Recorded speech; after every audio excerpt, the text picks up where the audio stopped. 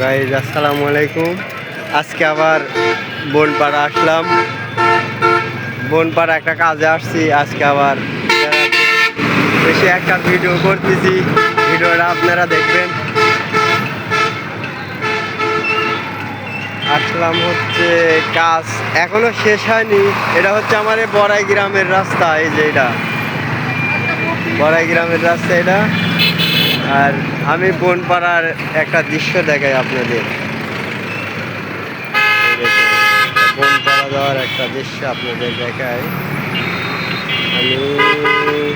যা হোক, খুব ভালো। এখানে তরমুজ বিক্রি হচ্ছে, তরমুজ আছে এখানে, তরমুজ বিক্রি হচ্ছে। তরমুজের দাম অনেক বেশি। আর আমাদের তরমুজ এখনো হয় নাই। তরমুজের গাছ আমরা লাগাইছি।